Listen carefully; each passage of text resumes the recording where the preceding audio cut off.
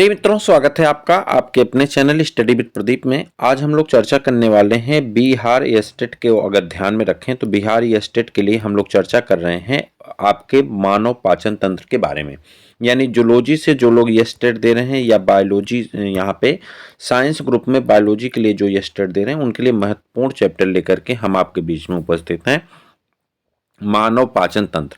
मानव पाचन तंत्र से हर एक परीक्षा में प्रश्न पूछे गए हैं, आने वाले एग्जाम में भी पूछे जाएंगे, आपसे पूछे जा चुके हैं और भविष्य में भी पूछे जाने की पूर्ण संभावना है।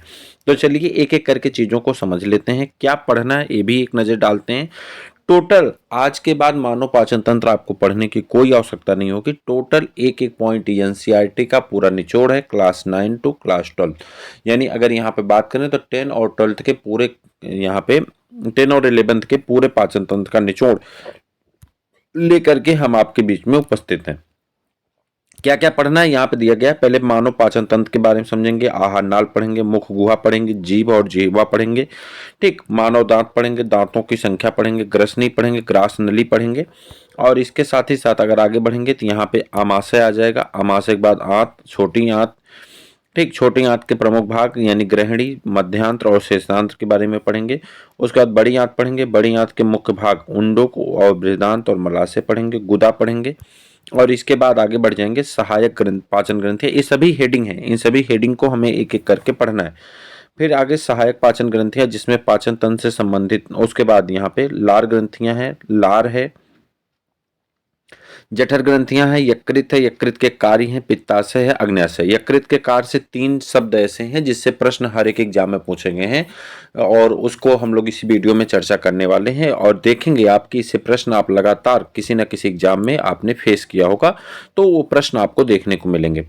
फिर उसके बाद यकृत बाद अग्न्याशय है, पाचन तंत्र से संबंधित कुछ रोग है, सीकम में पाचन है, छोटी आंत में पाचन है, ठीक है, पित्तरस, अग्न्याशय रस और आंतरस के बारे में पढ़ेंगे, आमाशय में पाचन पढ़ेंगे, ग्रसनी में पाचन, मुख गुहा में पाचन, पाचन क्रिया और अग्न्याशय के जो कार्य हैं इसको भी हम लोग इसी वीडियो में चर्चा करने वाले हैं। यानी इतनी हेडिंग जो आपने अभी देखा, इन सभी हेडिंग को हम एक एक करके पढ़ने वाले हैं। तो चलिए बिना समय गंवाए हम लोग वीडियो को स्टार्ट करते हैं और कम समय में ज़्यादा चीज़ों को कवर करने का प्रयास करते हैं चूँकि आपकी परीक्षा बहुत जल्द ही होने वाली है। स्टार्ट करते हैं पहले टॉपिक को। पहला टॉपिक आपके सामने है कि यहाँ पे मानव द्वारा ग्रहण किया गया भोजन। अब मानव भोजन में बेसिकली कितने तत्वों को लेता है? 6 तत्वों को लेता है, जिसे हम लोग न्यूट्रिएंट कहते हैं यानी पोषक तत्व कहते हैं, जिसमें से कार्बोहाइड्रेट लेता है, वसा लेता है और प्रोटीन, ये मूल रूप से बड़े तत्व हैं। इसके अलावा खनिज लेता है, खनिज के साथ साथ विटामिन लेता है, विटामिन के साथ साथ जल लेता है, जल के साथ साथ रेशा लेता है। तो ये जो आपके कार्बोहाइड्रेट्स हैं, कार्बोहाइड्रेट का अगर हम 1 ग्राम कार्बोहाइड्रेट का पाचन करते हैं यानी ग्लूकोज, अगर कार्बोहाइड्रेट के सिंपल घटक की बात करें ग्लूकोज का, तो 1 ग्राम ग्लूकोज का अगर हम पाचन करते हैं तो हमें 9.2 kilo calorie 4.2 kilo calorie energy मिलती है। 4.2 किलो कैलोरी एनर्जी आपको मिल जाती है। आपने देखा होगा बिस्किट के पैकेट के ऊपर लिखा रहता है कि 1 gram glucose contain 4.2 kilo calorie energy. अगर एटीपी की बात करें तो इसमें एटीपी जो मिलती है 38 एटीपी एनर्जी का फॉर्मेशन आपका हो जाता है। वहीं पे अगर हम वसा की बात करें तो वसा जो है 9.2 किलो कैलोरी एनर्जी देता है। और कई बार प्रश्न पूछा गया है अलग अलग परीक्षाओं में कि कौन से भोजन से ज्यादा ऊर्जा मिलती है। तो 1 ग्राम अगर वसा वहां पे रहेगा ऑप्शन में तो आप वसा जाएंगे, अगर वसा नहीं रहेगा तो आप किसके पास जाएंगे? कार्बोहाइड्रेट के पास। इसके अलावा क्या पाया जाता है? प्रोटीन को भी आप खाते हैं, ठीक है। प्रोटीन हमारे शरीर के निर्माण के लिए आवश्यक होता है, इसे बॉडी बिल्डिंग फूड के नाम से जाना जाता है, के बड़े अणुओं के रूप में होता है। कह रहा हमारे भोजन का जो पोषक तत्व है कार्बोहाइड्रेट, वसा और प्रोटीन के बड़े अणुओं के रूप में होता है, जिन्हें शरीर उसी मूल रूप में अवशोषित करने में सक्षम नहीं है। यानी जिस मूल रूप में है, इस मूल रूप में शरीर इसे अवशोषित नहीं कर पाता है, तो अवशोषित करने के लिए शरीर क्या काम करेगा? इसे छोटे छोटे टुकड़ों में तोड़ता है।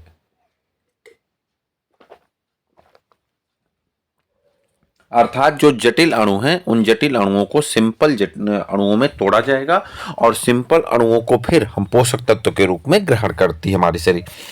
तो कह रहा है कि इस जैसे है इसी तरह से हमारी शरीर इसको अवशोषित नहीं करती है, इसलिए शरीर विभिन्न अंगों को एक जटिल समूह यानी ठोस में अघुलनशील भोज्य पदार्थों में एंजाइमों की सहायता से, अम्लों की सहायता से रासायनिक क्रिया के द्वारा हमारे पाचन में दो क्रिया होती। एक होती भौतिक क्रिया, जब दांतों के द्वारा भोजन को काटा जाता है, चीरा जाता है या चबाया जाता है, और दूसरी होती रासायनिक क्रिया, जो कि एंजाइमों और अम्लों की सहायता से भोजन को पचाने की प्रक्रिया की जाती है। तो रासायनिक अपक्रिया के माध्यम से सरल, तरल और घुलनशील यानी सरल पदार्थों में, जैसे कि कार्बोहाइड्रेट को ग्लूकोज में, प्रोटीन को अमीनो अम्लों में और वसा को इमल्सिफाइड वसा में परिवर्तित कर दिया जाता है।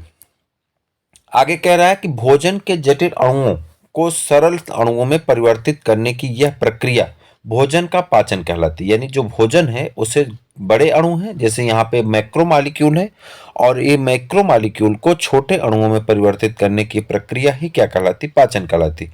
पाचन की प्रक्रिया अंगों और इसमें जिस अंग का सहायता इसमें होता है, यानी पाचन में जिस अंग का उपयोग किया जाता है, उसी को हम लोग क्या कहते हैं? पाचन तंत्र कहते हैं, अगर सभी अंगों को एक साथ पढ़ते हैं तो। कह रहा पाचन की क्रिया में पाचन तंत्र से संबंधित अंगों द्वारा विभिन्न प्रकार के एंजाइम्स उत्पन्न होते हैं, जो भोजन में उपस्थित पोषक तत्व हमने बताया कि 6 हैं, जिसमें से जल के पीने से आपको 1 भी ग्राम ऊर्जा की प्राप्ति नहीं होती है। रेशा भोजन के पचाने में मदद करता है। खनिज और विटामिन ये दोनों रोगों से लड़ने की ताकत देते हैं। वसा और कार्बोहाइड्रेट ये दोनों आपको ऊर्जा देने का कार्य करता है, और जो बचता है इसके बाद प्रोटीन शरीर के निर्माण के लिए आवश्यक होता है। तो ये 6 तत्वों को जो तत्व हैं, इसमें से पोषक तत्वों को शर्करा अमीनो अम्ल में परिवर्तित कर देते हैं। यानी जो कार्बोहाइड्रेट हो किसमें कन्वर्ट हो गया? शर्करा में। जो वसा है वसी अम्ल में, और जो प्रोटीन है अमीनो अम्ल में कन्वर्ट हो जाता है। अमीनो अम्ल आप जानते हैं कि 20 प्रकार के अमीनो अम्ल हमारे शरीर में पाए जाते हैं। 10 अनिवार्य होते हैं और 10 जो होते हैं अनिवार्य अमीनो अम्ल होते हैं। अमीनो अम्ल आपस में जुड़ करके किसका निर्माण करते हैं? प्रोटीन का निर्माण करते हैं। और ये जब आपस में जुड़ते हैं तो ये कैसे होते हैं? हेट्रोसाइक्लिक होते हैं, और एक अमीनो अम्ल दूसरे अमीनो अम्ल से पेप्टाइड बांध से जुड़ जाता है। जब हम आपको बायोमॉलिक्यूल्स पढ़ाएंगे तो वहां पे इसके बारे में हम लोग चर्चा करेंगे बायोमॉलिक्यूल्स में। अगली टॉपिक पाते हैं। कह रहा पाचन तंत्र कार्बोहाइड्रेट को ग्लूकोज में, वसा को वसी अम्ल में और प्रोटीन को अमीनो अम्लों में परिवर्तित कर देते हैं, और शरीर के अवशोषण योग्य उन्हें बना देते हैं। एंजाइम या विकर क्या होते हैं, इसके बारे में पढ़ते हैं। एंजाइम इंग्लिश में कहा जाता है, विकर हिंदी में कहते हैं। कह रहा है कि एंजाइम एक जैविक पदार्थ होता है, यानी बायोलॉजिकल सब्सटेंस है, जो उत्प्रेरक यानी कैटालिस्ट का काम करता है। किसी भी क्रिया की दर को बढ़ाने का काम करता है, उत्प्रेरक की तरह कार्य करता है। ये विभिन्न जैविक प्रक्रियाओं को संपन्न कर होने की दर में तीव्र कर देते हैं, या विभिन्न जीव ग्रंथियों से स्रावित होने वाले उसी स्थान पर कार्य करते हैं जहां से ये उत्पन्न होते हैं। अध्ययन की दृष्टि से पाचन तंत्र दो मुख्य भागों में विभाजित किया जाता है। आहार नाल, ये आपका संबंध पाचन ग्रंथियां। आप एनसीईआरटी देखेंगे क्लास 11th की एनसीईआरटी में सेम टॉपिक ऐसे रखी गई। ठीक है, आगे बढ़ते हैं यहाँ पे। अब ये हमारा पाचन तंत्र का पूरा डायग्राम है। अगर आप ध्यान से देखें तो पाचन तंत्र में मुख गुहा है, मुख गुहा के बाद ये मुख का हिस्सा है, ये अधोजंब और अधोजिह्वा ग्रंथियां हैं, अभी हम आपको बताएंगे। यहाँ पे पैरोटिड ग्रंथियां हैं और ग्रास नली है, अभी इसके बारे में हम लोग चर्चा करेंगे। उसके बाद ये ग्रास नली है जिससे भोजन अंदर जाता है। आगे बढ़ते हैं, ये आपका अमाशय है, अमाशय के बाद ये अग्न्याशय है, पत्ते जैसी जो संरचना है वो अग्न्याशय है, अग्न्याशय वाहिनी है। और उसके बाद यहाँ पे यकृत है जिसे लीवर कहते हैं। लीवर के अलावा ये पित्ताशय है जिसमें पित्त पाया जाता है, पित्त की थैली भी कहते हैं इसे। और उसके बाद ये छोटी आंत है, ये छोटी आंत है ये वाला अंदर का हिस्सा, और ये बाहर का हिस्सा जो है ये बड़ी आंत के अंतर्गत आते हैं। इसके और भी भाग होते हैं, उसके बारे में पढ़ेंगे। उसके बाद मलाशय, गुदाशय, और यहाँ पे एक शब्द है कृमि रूप परिशेषिका, जिसे हम लोग क्या कहते हैं? अपेंडिक्स कहते हैं। अपेंडिक्स मानव का एक ऐसा अंग है जिसे हम लोग वेस्टिजियल ऑर्गन कहते हैं, यानी अवशेषी अंग कहते हैं। अवशेषी अंग का मतलब होता है ऐसे अंग जो हमारे पूर्वज में फंक्शनल थे, यानी हमारे जो एंसेस्टर थे उसमें कार्य करते थे, लेकिन जब हमारे शरीर में आए तो ये कार्य नहीं करते हैं। ऐसे अंग को हम लोग अवशेषी अंग कहते हैं। कृमि रूप परिशिष्टा जिसे अपेंडिक्स कहते हैं इसी तरह का है। पहले हमारे पूर्वज में सेलुलोज के पाचन के लिए जिम्मेदार था, परंतु अब इसका कोई भी कार्य हमारे शरीर में रह नहीं गया है। कभी कभी ये बढ़ जाता है और आपके पेट में दर्द का कारण बनता है। दाहिने साइड में पाया जाता है, इसलिए इसे काट करके डॉक्टरों के द्वारा इसे क्या किया जाता है, निकाल दिया जाता है। कुछ महत्वपूर्ण तथ्य हैं, एक नजर डाल लेते हैं, आगे बढ़ते हैं। फिर उसका पाचन की दृष्टि से शरीर का सबसे महत्वपूर्ण भाग छोटी आंत होता है और शोषण की प्रक्रिया मुख्य रूप से छोटी आंत में ही संपन्न होती है। आप सब जानते हैं यहाँ पे विलाई पाए जाते हैं। भोजन का पाचन मुख गुहा से ही प्रारंभ हो जाता है और मुख गुहा में कार्बोहाइड्रेट का पाचन होने लगता है। ठीक, ग्रास नली में पाचन की कोई भी ग्रास नली में पाचन की कोई भी क्रिया संपन्न नहीं होती, बल्कि मुख गुहा से भोजन को आमाशय तक पहुंचाने का कार्य करती है। पित्त रस में कोलेस्ट्रॉल पाया जाता है। आप सुनते हैं ना कि किसी का कोलेस्ट्रॉल बढ़ गया, कुछ लोग कहते हैं चर्बी बढ़ गई। ठीक है, तो जो है एक्चुअली में कोलेस्ट्रॉल के बढ़ने को ही कहते हैं चर्बी बढ़ गई है। आप किसी से कहेंगे कि चर्बी बढ़ गई तो आदमी गुस्सा कर जाएगा, लेकिन उसी व्यक्ति से कहिए लगता है कुछ आपका फैट बढ़ गया है, तो वो जैसे वही हिंदी में गाली दो तो ज़्यादा बुरी लगती है, इंग्लिश में दो तो कोई बात नहीं, चल जाता। वही स्थिति यहाँ पे है। अगर किसी से कहेंगे फैट बढ़ गया तो कहता है हाँ कुछ लग रहा है, या कहते हैं कोलेस्ट्रॉल बढ़ा हुआ है, क्या कहेंगे हाँ हाँ कुछ लग रहा है, थोड़ा सा आजकल फैटी चीज़ें ज़्यादा खा ले रहे हैं। लेकिन अगर कहते तुम्हारी चर्बी बढ़ गई तो वो झगड़ा कर लेगा। तो बात यही है, कोलेस्ट्रॉल कहाँ से, पित्तरस में कोलेस्ट्रॉल पाया जाता है, याद रखिएगा।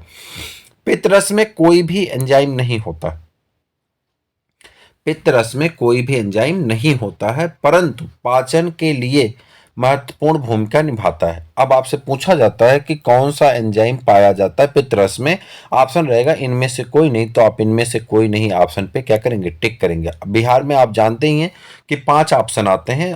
पहला ऑप्शन तो मान लो कुछ 2 और 3 ऑप्शन सही है, फोर्थ ऑप्शन फिक्स है कि एक से ज्यादा उत्तर सही। ये बहुत कंफ्यूजन वाली बात होती है।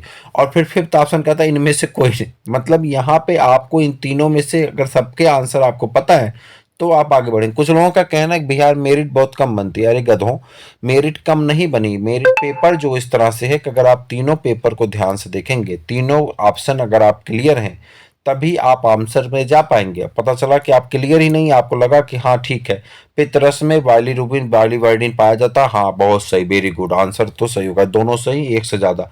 अरे वो पूछ रहा है कि एंजाइम पाया जाता कि नहीं पाया जाता, तो आप कहेंगे कोई एंजाइम नहीं पाई जाती, तो गलती आपकी यहाँ से होने की संभावना बढ़ जाती। आगे बढ़ते हैं, वहीं पे कह रहा है बड़ी आंत की दीवारों में भोजन के कुछ लक्षणों तथा कुछ लवणों तथा जल का अवशोषण होता है। ठीक है, बड़ी आंत में जाकर के तभी जब आपको कालरा हो जाता है, तो कालरा के समय या डायरिया, डायरिया और कालरा में क्या होता है कि कहते हैं कि साल्ट की कमी हो गई और आपको नींबू पानी या ये जो शिकंजी बना करके, या आपने देखा होगा ओआरएस का घोल आता है, ओआरएस का oral rehydrating solution, full form क्या है, ओरल रिहाइड्रेटिंग सोल्यूशन, इसके माध्यम से आपको पिलाया जाता है जिससे आपके शरीर में साल्ट की और नमक की कमी ना हो। क्योंकि बड़ी आंत अवशोषण का कार्य छोड़ देती है और जितने भी नमक पानी होते हैं सबको शरीर से बाहर निकालती रहती है। कुछ ही समय के बाद आपकी शरीर में पानी की कमी महसूस होने लगती है, नमक की, और आपके शरीर में दर्द बढ़ जाती है। कार्बोहाइड्रेट का पाचन मुख गुहा से प्रारंभ होता है और आमाशय में कार्बोहाइड्रेट का पाचन नहीं होता। कह रहा कार्बोहाइड्रेट का पाचन, आमाशय में कार्बोहाइड्रेट का पाचन नहीं होता, याद रखिएगा, आमाशय में कार्बोहाइड्रेट का पाचन नहीं होता। अर्थात पाचन आमाशय में जो होता है, आमाशय में प्रोटीन का जो है किसमें, डाइपेप्टाइड में टूट जाता है, क्योंकि यहाँ पे पेप्सिनोजन पाया जाता है। और 5 साल से छोटे बच्चों में रेनिन नामक एंजाइम पाया जाता है जो दूध के पाचन के लिए जिम्मेदार होता है। भूख, हंगर किसे कहते हैं, भूख किसे कहते हैं, शरीर में जब में ग्लूकोज की मात्रा कम हो जाती, शरीर के रक्त में जब रक्त में ग्लूकोज की मात्रा कम हो जाती तो बेचैनी, कमजोरी का अनुभव होता है। ऐसी कंडीशन को आमाशय में क्रमाकुंचन गति बढ़ जाती है और इसी क्रमाकुंचन गति को हम लोग क्या महसूस करते हैं, भूख के रूप में महसूस करते हैं। अब बात करते हैं पाचन ग्रंथियों के बारे में, यानी पाचन तंत्र कौन कौन से। पाचन तंत्र के 2 हिस्से, एक आहार नाल का हिस्सा है, दूसरा है संबंध पाचन ग्रंथियों का। आहार नाल में आएंगे तो आपके मुख गुहा पाई जाती है, ग्रसनी पाई जाती है, आमाशय पाया जाता है, आंत पाया जाता है। मुख गुहा में आपके 4 हिस्से होते हैं, एक तालु होता है, जीभ होता है, तालु होता है, दांत होता है, ग्रसनी होता है। जबकि यहाँ पे आते हैं आंत के दो हिस्से, आंत के दो भाग हैं, छोटी आंत और बड़ी आंत। छोटी आंत का जो हिस्सा होता है उसमें तीन पार्ट होते हैं, ड्यूडिनम, ज्यूजिनम और इलियम, यानी ग्रहणी, मध्यांत्र और इलियम पाए जाते हैं। जबकि बड़ी आंत का जो होता है सीकम, कोलन और रेक्टम, तीन हिस्से पाए जाते हैं। उंडूक, बृहदांत और मलाशय, तीन हिस्से पाए जाते हैं। अगर हम पाचन ग्रंथियों पर चर्चा करें तो पाचन ग्रंथियों में लार ग्रंथियां पाई जाती हैं जो कि तीन जोड़ी होती हैं। वहीं पे यकृत पाया जाता है। यकृत में से एंजाइम तो नहीं निकलते लेकिन शरीर की सबसे बड़ी ग्रंथि होती है। और उसके बाद अग्न्याशय पाया जाता है। एक एक पे चर्चा करते हैं। सबसे पहले चर्चा करते हैं आहार नाल पे। देखते हैं आहार नाल में क्या है। कह रहा है कि जो मानव है, मानव का आहार नाल लगभग 6 से लेकर के 9 मीटर लंबी होती है। यानी 6 से 9 मीटर लंबी आपकी आहार नली पाई जाती है और यह कुंडलित होती है। नहीं तो आपके शरीर में इतनी बड़ी नली कैसे रह सकती है? तो ये कुंडलित होती है, आपस में कॉइल्ड होती हैं और मांसपेशियों की बनी होती है, इसलिए पेशी होती हैं, जिसका विस्तार मुख से लेकर के गुदा तक होता है। आहार नाल संरचनात्मक एवं कार्यात्मक दृष्टि से निम्नलिखित अंगों में विभाजित होती हैं। मुख गुहा, ग्रसनी, ग्रसिका, आमाशय, आंत, मलाशय और गुदा। पाचन तंत्र का दूसरा महत्वपूर्ण घटक पाचन ग्रंथियां। आहार नाल के विभिन्न संरचनाएं पाचन तंत्र से संबंध होती हैं।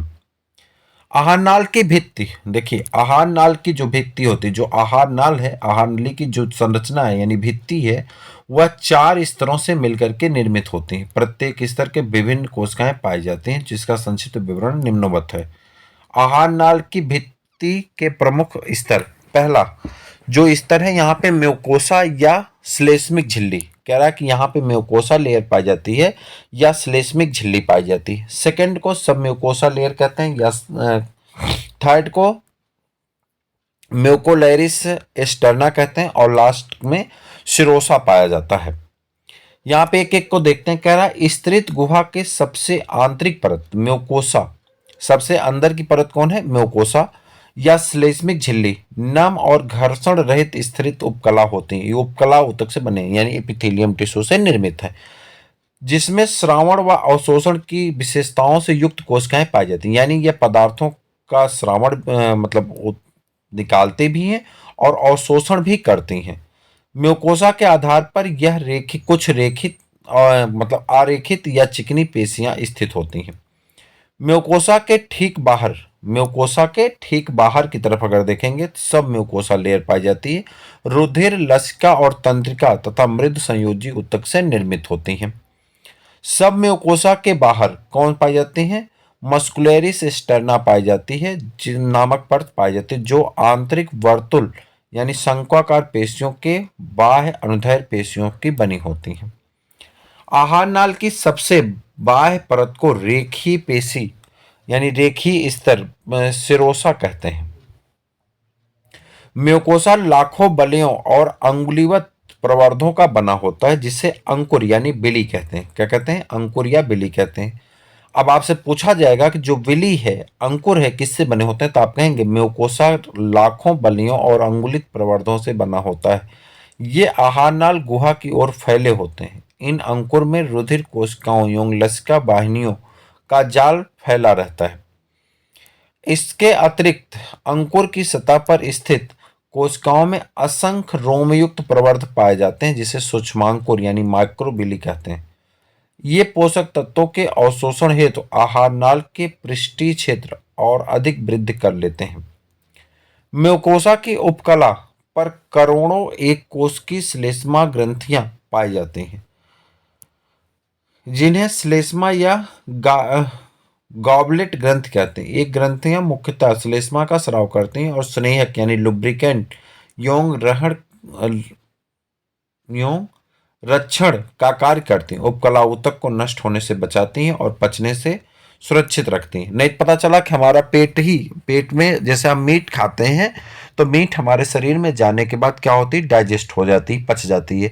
अब मान लो कि कोई हमारा जो पेट है वो भी तो मीट से ही बना है, तो वह मीट से बने हुआ वह पेट की लेयर भी कहीं पच ना जाए, इसलिए वहां क्या निकलता रहता है? लुब्रिकेंट निकलता रहता है यानी श्लेष्मा निकलता रहता है, जो इसे क्या करता है? पचने से बचाता है और जो उपकला है वो नष्ट नहीं होती, उसको भी बचाए रखने का कार्य करता है। अब एक एक अंगों पे थोड़ी सी नजर डालते हैं। सबसे पहले नजर डालते हैं मुख गुहा पे, यानी बकल कैविटी पे एक नजर डालते हैं। मानव मुख मुख्यतः दो भागों में विभाजित होता है, मुख का अग्रभाग यानी वेस्टिबुली और मुख्य गुहा यानी बकल कैविटी। मुख का अग्रभाग होठों, दांतों और गालों से घिरा होता है। मुख गुहा आहनाल का प्रारंभिक भाग है जो दोनों जबड़ों के मध्य स्थित एक छिद्रनुमा संरचना होती है। उसके बाद कह रहा है यहाँ पे, मुख गुहा के अंदर की ओर ऊपरी और क्षैतिज भाग को तालु कहते हैं। कह रहा मुख गुहा के अंदर की ओर ऊपरी और क्षैतिज भाग को क्या कहते हैं? तालु कहते हैं, यानी प्लेट कहते हैं। तालु मुख गुहा तथा नासा गुहा को अलग करती है। तालु के आगे का भाग अस्थियों से बने होने के कारण कठोर होता है, कठोर तालु हार्ड प्लेट कहलाते हैं। पृष्ठभाग संयोजी ऊतकों से निर्मित होने के कारण कोमल होता है, यानी सॉफ्ट तालु कहलाता है। कोमल तालु के नीचे की ओर वी आकार की एक कोमल संरचना होती है जिसे अलिजिह्वा कहते हैं। जीभ अथवा जिह्वा कह रहा है कि मुख्य रूप से मुख गुहा की निचली सतह पर एक लंबी और मांसल संरचना होती है जिसे जीभ कहते हैं। जीभ का अगला भाग स्वतंत्र होता है जबकि पिछला भाग मुख की सतह से जुड़ा होता है। जीभ अपनी पेशियों की क्रियाशीलता के द्वारा भोजन को चबाने और निगलने के साथ साथ बोलने में भी सहायता करता है। ठीक, संपूर्ण जीभ एक विशिष्ट प्रकार की संवेदी संरचनाएं पाई जाती हैं जिन्हें स्वाद कलिकाएं कहते हैं, टेस्ट बड कहा जाता है। स्वाद कलिकाएं स्वाद ग्राहक कोशिकाओं स्थित होती हैं जो व्यक्ति के भोजन के विविध स्वादों का अनुभव कराती हैं। जीभ के सबसे पिछले भाग पर कड़वे स्वाद का, जीभ के सबसे पिछले भाग पर कड़वे स्वाद का, मध्य के स्वाद का, आगे के किनारे पर नमकीन स्वाद का तथा सबसे आगे के भाग पे मीठे स्वाद का अनुभव होता है। देखिए यहाँ पे डायग्राम के माध्यम से दिखाया गया है। ये जीभ है, जीभ के सबसे पिछले हिस्से की बात हो रही है। यहाँ पे कड़वा स्वाद, कड़वा स्वाद मतलब वीटर टेस्ट, और वीटर टेस्ट किस में होता है? तो आप सभी जानते हैं क्षार का जो टेस्ट होता है वो वीटर टेस्ट होता है। जैसे आप नीम की पत्ती खाइए, करेला खाइए, तो उसका टेस्ट जो होता है वो कैसा मिलेगा? कड़वा लगेगा, क्योंकि वो नेचर से कैसा होता है? क्षारीय होता है। वहीं पे अगर आप कोई जैसे कच्चा आम खा लीजिए, आंवला खा लीजिए, तो उस कैसा होता है? वह नेचर से, अब नींबू पानी पी लीजिए तो नेचर से कैसा होता है? एसिडिक होता है। इसलिए नेचर से एसिडिक होने के कारण कैसा लगता है? खट्टा लगता है। और जब ये खट्टा होता है तो इसका कहाँ से आपको पता चलेगा? पश्च भाग के किनारे से आपको ये पता चलेगा खट्टे स्वाद का। वहीं पे अग्र और पश्च भाग के मध्य में से अगर देखेंगे तो आपको जो है कौन से नमकीन स्वाद का अंदाजा लग जाएगा, और सबसे आगे वाले भाग से क्या पता चलेगा? आपको मीठे स्वाद के बारे में आइडिया लग जाती है। देखिए जीभ के सबसे पिछले भाग पे कड़वे स्वाद यानी बाइटर टेस्ट बेस के आधार पर पता चलता है। मध्य के किनारे, मध्य वाले किनारे भाग पर खट्टे स्वाद का, आगे के किनारे पर नमकीन भाग स्वाद का, और सबसे आगे वाले जो तंतु बनती है उस पे टुंड पे किसका निर्माण होगा? मीठे स्वाद का आप स्वाद कलिकाओं के द्वारा अनुभव कर सकते हैं। मानव के दांत, पूरा इस चैप्टर को करना है पाचन तंत्र के सभी मतलब पूरे जितने भी हैं उसके साथ 25 क्वेश्चन है, उस प्रश्नों को करना है। पूरा चैप्टर कितना भी बड़ा है उसको पूरा आप अगर कर लेते हैं तो यहाँ से 2 से 3 प्रश्न आपके परीक्षा में मिलेंगे, और मैं भरोसे से कह रहा हूँ कि दोनों से तीनों प्रश्न आपके 100% सही हो जाएंगे। एक नज़र आपको पढ़ते चले चलना है, सारी चीज़ें लगभग सब लोग जानते हैं, बस एक नज़र दोहराना है और एक नज़र आप करते हुए चले चलिए। आराम से आप सुनते रहिए, मैं बोलने को तो बोल ही रहा हूँ, ठीक है। कह रहा दांत मुख जबड़ों में स्थित छोटे कठोर और सफेद रंग की संरचनाएं हैं जो प्राणियों में पाए जाते हैं। दांत भोजन को काटने व चबाने के काम आते हैं। कुछ पशु, विशेषता मांसाहारी जो शिकारी पशु होते हैं, उनमें यह दांत उनके शिकार को पकड़ने और रक्षा करने के भी काम में आते हैं। दांतों की जड़ें मसूड़ों से ढकी होती हैं। दांत अस्थियों यानी हड्डियों के बने होते हैं, बल्कि कुछ अलग अलग घनत्व वाले कठोर ऊतकों के भी बने होते हैं। मनुष्य के दांत 2 बार निकलते हैं, एक बार बचपन में निकलते हैं। तो अब आपको कमेंट करके बताना है, आप सीडीपी पढ़ ही रहे होंगे, सीडीपी सीटेट के लिए पढ़ते हैं, तो आपको बताना है कि किस माह के बच्चे में दांत का विकास होने लगता है, यानी दांत का विकास प्रथम बार किस माह के बच्चे में देखा जाता है। और 3 साल के बच्चे में कितने दांत होते हैं, ये भी आपको दोनों चीजें कमेंट करके बतानी है। सीडीपी में आपने पढ़ा होगा, जब अवस्थाओं को पढ़ते हैं कि कौन सी भ्रूणावस्था, शिशु अवस्था, प्राथमिक बाल्यावस्था, बाल अवस्था, तो वहीं पे आपको दांत के बारे में भी बताया गया है। कमेंट करके बताइएगा कि प्रथम दांत का विकास कब होता है और 3 साल में मनुष्य में कितने दांत होते हैं। बाद में ये जो दूध के दांत होते हैं टूट जाते हैं और इनके जगह पे स्थायी दांत आ जाते हैं। अस्थायी दांत 3 प्रकार के, स्थायी दांत 4 प्रकार के होते हैं। अस्थायी दांत कितने प्रकार के होते हैं? 3 प्रकार के होते हैं। मनुष्य में अस्थायी दांतों की संख्या कितनी होती है? 20 होती है। इसमें चवर्णक के स्थान आगे चलकर अग्र चवर्णक ले लेते हैं। इनके चारों ओर स्थित अंतिम चवर्णकों में अकल या बुद्ध के दांत भी कहते हैं।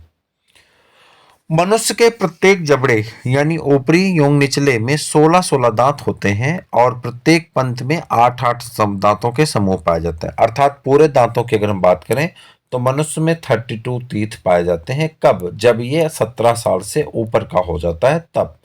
ठीक। कृंतक जो दांत हैं वो 4 प्रकार के होते हैं। तो पहला दांत आपका होता है कृंतक, जो आगे वाला चौड़ा वाला दांत होता है आपका।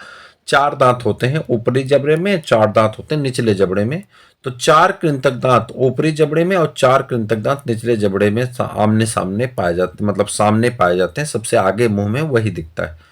इनका आकार छेने के समान चपटा और धारदार होता है, इसीलिए ये दांत भोजन को काटने का कार्य करते हैं। रदनक कैनाइन की बात करते हैं। ऊपरी तथा निचले जबड़े में 2-2 रदनक दांत पाए जाते हैं। इनका आकार नुकीला होता है और ये नुकीले दांत जो किनारे किनारे पे आपके लगे हैं, टोटल संख्या इनकी 4 होती है। दोनों जबड़े में, मतलब ऊपर के जबड़े में 2 होते हैं, निचले जबड़े में 2 होते हैं। ये भोजन को फाड़ने और चबाने के कार्य में आते हैं। ये आपका दांत है। प्रथम 2 दांत इंसीजर है, उसके बाद ये 1 दांत कैनाइन है, उसके बाद ये 2 दांत प्रीमोलर हैं, इधर के 3 दांत मोलर हैं। अगर आप उसी क्रम में इधर आ जाएं तो ये 2 दांत आपके कौन हो जाए? इंसीजर हैं। 1 दांत आपका कौन सा है? कैनाइन है। प्रीमोलर 2 दांत हैं और ये तीनों को क्या कहते हैं? मोलर टीथ के नाम से जाता है। ठीक। अग्रचवर्णक प्रत्येक जबड़े के आधे भाग में 2 अर्धचवर्णक पाए जाते हैं। कह रहा प्रत्येक जबड़े के आधे भाग में 2 अर्धचवर्णक पाए जाते हैं। ये आकार में चौड़े होते हैं जो भोजन को काटने व तोड़ने का कार्य करते हैं। चवर्णक दांत, इनकी संख्या ऊपरी तथा निचले जबड़े में 6-6, प्रत्येक जबड़े में दोनों ओर 3-3 होती है। ये आकार में अपेक्षाकृत अधिक चौड़े होने के कारण भोजन को पीसने और चबाने का कार्य करते हैं। कौन? चवर्णक। प्रत्येक जबड़े के अंतिम चवर्णक को बुद्धि दांत, उसके बाद कौन निकलता? बुद्ध के दांत निकलते हैं, जिसे विजडम टीथ कहते हैं, अकल के दांत भी कहते हैं। बुद्धि दांत प्रायः 18 वर्ष की आयु के बाद निकलते हैं। इनके निकलने के समय कभी कभी निकलने के स्थान पर पीड़ा का भी अनुभव आप करते होंगे, यानी दर्द महसूस होता है जब दांत निकलता है तो। ये दांत मानव दांत की संरचना यहाँ पे, अच्छा नहीं, यहाँ पे देखिए कृत्रिम दांत, एक हेडिंग है कृत्रिम दांत, यानी जो आर्टिफिशियल टीथ लगते हैं उसके बारे में हम लोग चर्चा करते हैं। ठीक है। आर्टिफिशियल टीथ की बात करें, कह रहा है कि दांत गिर जाने यानी दंतक्षय के पश्चात जब कभी दांत आपके निकल जाते हैं, सड़ जाते हैं, तो वहां पे आप नए दांतों को लगवा सकते हैं, कृत्रिम दांत लगाए जा सकते हैं। कृत्रिम दांत 2 प्रकार के होते हैं, पूर्ण दांत और दंत शिखर। यानी पूर्ण दांत पूरा दांत ही बदल दें जड़ से, या क्या होता है ऊपरी शिखर को भरा जाता है यानी बदला जाता है। देखते हैं क्या है। नकली दांत बनाने का प्रचलन बहुत प्राचीन है। सबसे पहले हाथी दांत, हिप्पो आदमी के दांत को सीने या हाथी दांत के आधार पर लगाते थे। 18वीं शताब्दी में पार्सिलेन 18वीं शताब्दी में पार्सिलेन के दांतों का प्रचलन प्रारंभ हुआ। सन 1860 के आधार पर वल्कनाइज्ड दांत का उपयोग होने लगा। वर्तमान में कृत्रिम दांत एक्रेलिक, रेजिन और प्लास्टिक के भी बनाए जाते हैं। संरचनात्मक दृष्टि से मानव दांत के 3 मुख्य भाग में विभाजित किया गया, जिनका संक्षिप्त विवरण नीचे दिया गया है। पहला इनेमल, दूसरा है डेंटाइन, फिर मस्त यानी pulp cavity, gums, root canals. ये 3 में आपका संरचना है, इसको ध्यान से देख लीजिए। तीत की बोन है, उसके बाद सीमेंटम भाग पाए जाते हैं, तंत्रिका, तंत्रिकी और रक्त वाहिकाएं की नसें यहाँ पर लगे होती हैं। दांत के भागों पर एक एक नजर डालते हैं। सबसे पहले नजर डालते हैं शिखर पे। दांत का वह भाग जो मसूड़े के ऊपर निकला होता है शिखर कहलाता है। यह भाग शेष दांत से चौड़ा होता है। शिखर में 3 भाग होते हैं, anatomically crown, enamel, dentin. Anatomically crown दांत का सबसे ऊपरी भाग है। इनेमल दांत की सबसे कठोर परत होती है, यानी सबसे कठोर परत क्या होती है, वो है इनेमल। दांत की सबसे कठोर परत होती है जो मानव शरीर में सबसे कठोर ऊतक है। यह दांतों में को जीवाणुओं और भोजन खाने से पड़ने वाले दबाव को सुरक्षा प्रदान करती है।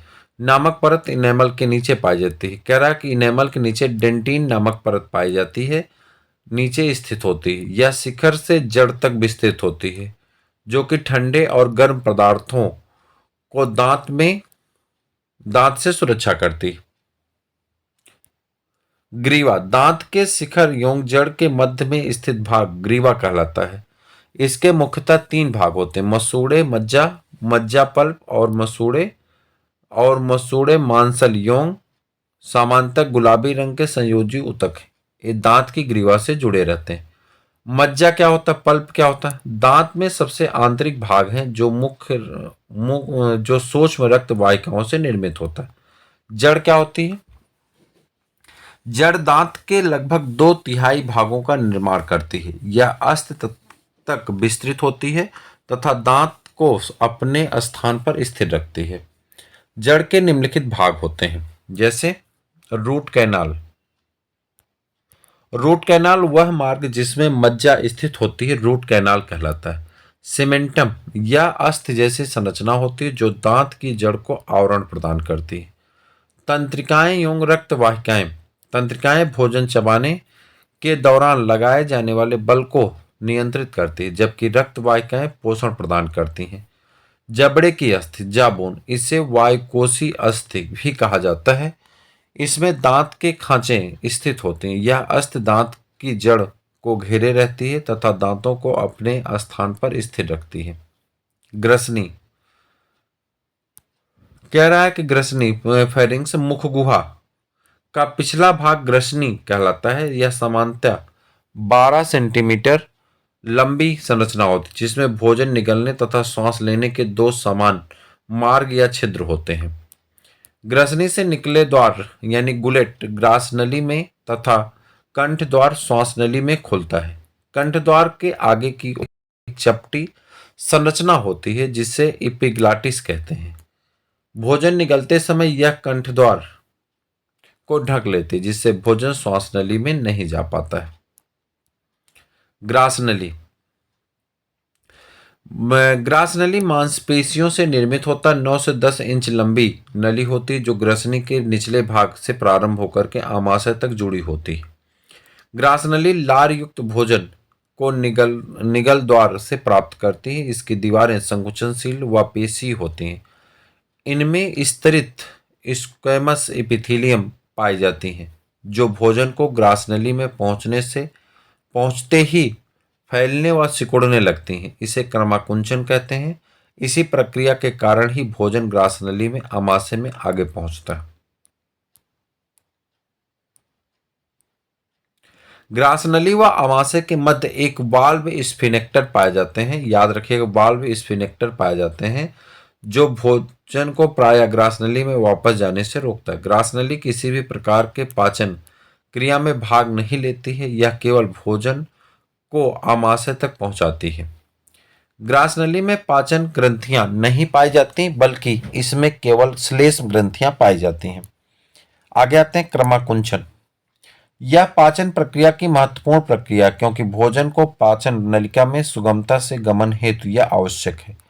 जैसे भोजन को ग्रास नली से पेट में ले जाने हेतु पेट से भोजन को छोटी आंत में ले जाने हेतु और छोटी आंत से बड़ी आंत में, फिर बृहदांत में और फिर गुदा द्वार से बाहर की दिशा तक पहुंचाने के लिए पेरिस्टाल्टिक मूवमेंट जिम्मेदार होती है, यानी क्रमाकुंचनगत होती है। यानी हमारी आहार नाल में कोई भी गति कैसे होती है, क्रम से आगे की दिशा में बढ़ती है।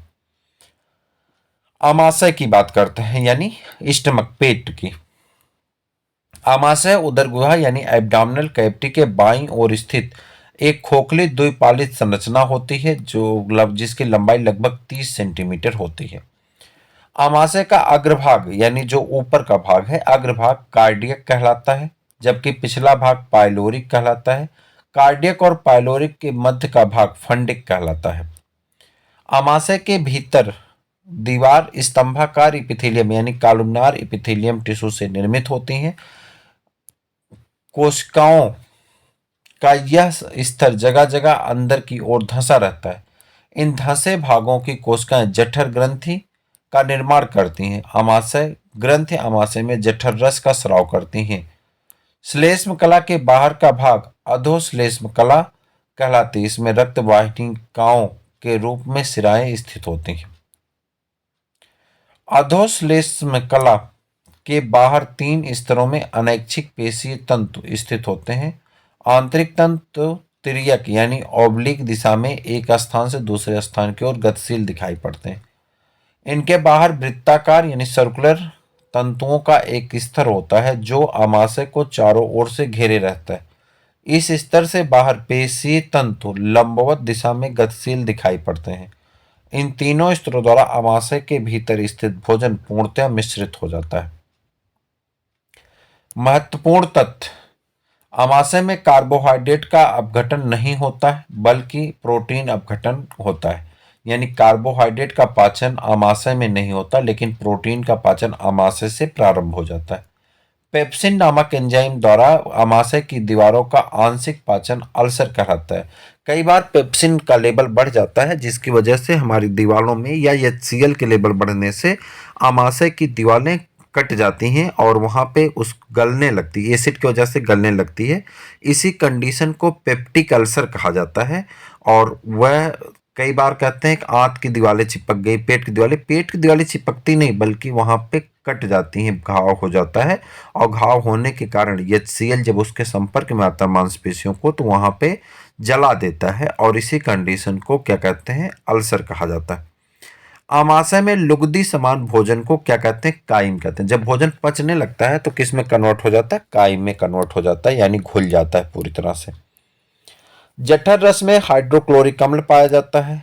ठीक है, हाइड्रोक्लोरिक अम्ल श्लेष्मा तथा निष्क्रिय पेप्सिनोजन एंजाइम पाया जाता है। हाइड्रोक्लोरिक अम्ल निष्क्रिय पेप्सिनोजन को सक्रिय पेप्सिन में परिवर्तित करता है जो प्रोटीन के पाचन में सहायक होता है। हाइड्रोक्लोरिक अम्ल जीवाणुनाशक का भी कार्य करता है।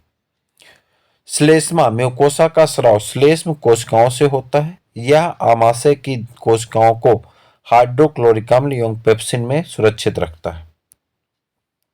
आंत: मनुष्य के शरीर में आंतों की 2 संरचनाएं पाई जाती हैं जिन्हें छोटी आंत और बड़ी आंत कहते हैं। इनकी संरचना में पाचन तंत्र में इनकी भूमिका का संक्षिप्त विवरण निम्नवत है। ठीक, छोटी आंत, एक नजर डालते हैं छोटी आंत पे। आमाशय व छोटी आंत के बीच पाइलोरिक बाल पाया जाता है। इन नामक पेशी कपाट पाई जाती हैं। यह 6 से 7 मीटर लंबी होती है जो भोजन को आमाशय से छोटी आंत में जाने देते हैं परंतु वापस आने नहीं देती हैं।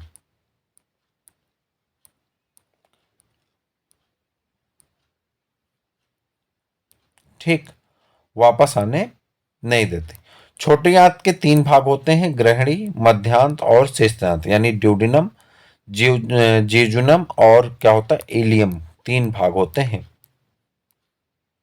ग्रहणी: यह यू आकार के मुड़ी हुई संरचना होती। ग्रहणी व आमाशय जोड़ के पास अग्नाशय स्थित होता। ग्रहणी और दीवारों को ग्रहणी ग्रंथियां या बर्नर्स ग्रंथियों के नाम से, ड्यूडिनम या वर्नर्स ग्रंथियों के नाम से जाना जाता है जो क्षारीय श्लेष्मा यानी एल्काइन म्यूकस का स्राव करती हैं।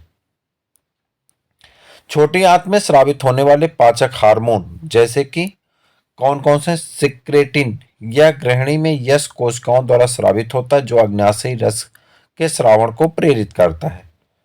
कोलियोसिस्टोकाइनिन या पेंक्रियोजाइमिन भी कहा जाता है। यह अग्नाशयी रस के स्राव को संकुचित करके उसके ऊपर उपस्थित रस यानी बाइल जूस को छोटी आंत में प्रवेश करने में सहायता करता है। गैस्ट्रिन यह एक पेप्टाइड हार्मोन होता है जो आमाशय की जी कोशिकाओं के ग्रहणी तथा अग्न्याशय के द्वारा स्रावित गैस्ट्रिन अम्ल हाइड्रोक्लोरिक अम्ल के स्रावण को प्रेरित करता है। उसके बाद है मोटिलिन। यह हार्मोन आंत की यम कोशिकाओं द्वारा स्रावित होता है। विशेष रूप से ग्रहणी द्वारा मध्यांत में यह पेप्सिन के स्राव को प्रेरित करता है। एंट्रोगैस्ट्रिन यह आमाशय या छोटी आंत के वसी भोजन पहुंचाता है, तो गृहिणी की श्लेष्मा झिल्ली के द्वारा एंट्रोगैस्ट्रिन हार्मोन का स्राव किया जाता है। यह जठर ग्रंथियों से होने वाले स्राव को नियंत्रित करता है। अग्न्याशय अग्न्याशय वाहिनी या पित्त वाहिनी एक साथ मिलकर सामान्य वाहिनी का निर्माण करती हैं जो गृहिणी में खुलता है। मध्यांत्र यह छोटी आंत का मध्य भाग है जो गृहिणी तथा क्षुद्रांत यानी इलियम के मध्य में स्थित होता है। यह लगभग 2.5 मीटर लंबी और 4 सेंटीमीटर मोटी कुंडलित नलिका होती है। इसका निर्माण 4 पृथक ऊतक संस्तरों से होता है। श्लेष्मिक स्तर, म्यूकोसा लेयर, सब श्लेष्मिक स्तर, सब म्यूकोसा लेयर और उसके बाद मस्कुलरिस लेयर और सिरोसा लेयर से निर्मित होता है। इनके बारे में अभी हम लोग कुछ देर पहले पढ़े। आंशिक रूप से पचा हुआ भोजन जिसे काइम कहा जाता है गृहिणी के मध्यांत्र में प्रवेश करता है और आमाशय के संकुचन के लिए मिश्रित होता है। मध्यांत्र के कुंडली संरचना आंतरिक भित्ति के पृष्ठीय भाग क्षेत्र में वृद्धि करती ताकि भोजन में उपस्थित पोषक पदार्थों का अधिकतम अवशोषण किया जा सके। शेषांत यह छोटी आंत का सबसे अंतिम भाग है जो शेष 2 भागों से अधिक लंबा, लगभग 3.5 2 भागों से अधिक लंबा लगभग 3.5 मीटर होता है। मध्यांत में बचे हुए पोषक पदार्थ शेषांत में अवशोषित होते हैं। शेषांत में पाचन की प्रक्रिया पूर्ण होने के पश्चात भोजन का बचा हुआ भाग बड़ी आंत में प्रवेश कर जाता है। छोटी आंत में प्रोटीन, कार्बोहाइड्रेट तथा वसा का पूर्ण रूप से पाचन होता है। छोटी आंत पचे हुए पोषक पदार्थों को अवशोषित करके इन्हें रुधिर और लसिका में मिश्रित करती है। बड़ी आंत की तुलना में बड़ी आंत अधिक चौड़ी होती है परंतु लंबाई में छोटी होती है। एक वयस्क मनुष्य की बड़ी आंत की लंबाई लगभग 1.5 मीटर तथा चौड़ाई 6.7 मीटर होती है। बड़ी आंत मुख्यतः 2 कार्य संपन्न करती है: जल का अवशोषण करना, अपचित भोजन को शरीर से बाहर निकालना। बड़ी आंत के 3 मुख्य भाग हैं। बड़ी आंत के मुख्य भाग कौन कौन से हैं? सीकम, कोलोन और रेक्टम। उंडुक या सीकम, ठीक है, उडुक या सीकम कहते हैं। सीकम 6 सेंटीमीटर लंबी थैली जैसी संरचना होती है। ये दीवार पर श्लेष्मिक रस ग्रंथियां पाई जाती हैं। सीकम के एक सिरे पर 8 सेंटीमीटर लंबे और संरचना पाई जाती है जिसका सिरा बंद होता है। यह अवशेषी अंग है जिसे क्रीमरूप परिशेषिका या बर्मीफॉर्म अपेंडिक्स कहते हैं। मनुष्य के शरीर में अरिशेषिक यानी अपेंडिक्स का कोई कार्य नहीं है परंतु हमारे जो पूर्वज थे यानी पशु थे तो उन पशुओं में इसका पाचन का कार्य करता था यानी सेलुलोज का पाचन ये करता था। ठीक। बृहदांत्र कोलोनी या बड़ी आंत का सबसे लंबा भाग है जो लगभग 1.3 मीटर लंबी नलिका के रूप में होता है। यह उल्टे यू के आकार संरचनात्मक दृष्टि से यह 3 भागों में विभाजित होती है: आरोही कोलन, अनुप्रस्थ कोलन और अवरोही कोलन यानी असेंडिंग कोलन, ट्रांसवर्स कोलन और डिसेंडिंग कोलन। यहां देखिए तो कह रहा है कि असेंडिंग कोलन ए वाला हिस्सा है, ट्रांसवर्स कोलन ए वाला हिस्सा है और डिसेंडिंग कोलन का हिस्सा ए है, आपके सामने दिखाई पड़ रहा है।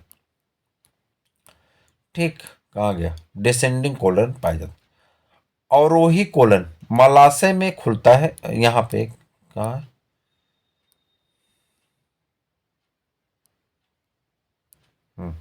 अवरोही कोलन मलाशय में खुलता है जो मलद्वार के रूप में शरीर से बाहर खुलता है। इलियम और कोलोन के जोड़ से इलियोसीकम बाल का निर्माण उपस्थित होते हैं जो भोजन को वापस जाने छोटी आंत में जाने से रोकती है। मलाशय बृहदांत के अंतिम भाग को मलाशय कहते हैं। यह एक नलिका सदृश रचना है। मानव और कुछ अन्य स्तनधारियों का मलाशय सीधा होता है, जबकि लगभग इनकी लंबाई 10 से 15 सेंटीमीटर होती है। यह अपशिष्ट मल के अस्थायी संग्रहण के महत्वपूर्ण भूमिका निभाता है। यह तंत्र की प्रतिक्रिया से प्रारंभ करता है, जिससे मलत्याग की इच्छा उत्पन्न होती है। गुदा, यह मलाशय के अंतिम भाग के रूप में लगभग 1 इंच लंबी नलिका होती है, जो अपशिष्ट मल को शरीर से बाहर निकालने का कार्य करती है। पाचन की प्रक्रिया पूर्ण होने के पश्चात शरीर का अपशिष्ट मल के रूप में शरीर के इसी मार्ग से बाहर निकलता है। सहायक पाचन ग्रंथियां, अब अगले पार्ट में हम लोग पढ़ेंगे सहायक पाचन ग्रंथियां। ठीक है, यहां से हम लोग पढ़ेंगे। देखिए टोटल 13 पार्ट हैं। टोटल कितने पार्ट हैं अभी मैं आपको दिखाऊंगा, यहीं पे लिख करके आएगा, अभी देखिएगा। टोटल कितने पार्ट हैं? 13 पार्ट हैं, जिसमें से 8 पेज आपने कवर कर लिया। अभी आपके इसमें से 5 पेज बचे हुए हैं, जिसको हम लोग सेकेंड वीडियो में करने वाले हैं। तो वीडियो कैसा लगा जरूर बताइएगा, अपने मित्रों को शेयर करिएगा। फिर मिलते हैं किसी और वीडियो में, तब तक के लिए इजाजत दीजिए। जय हिंद।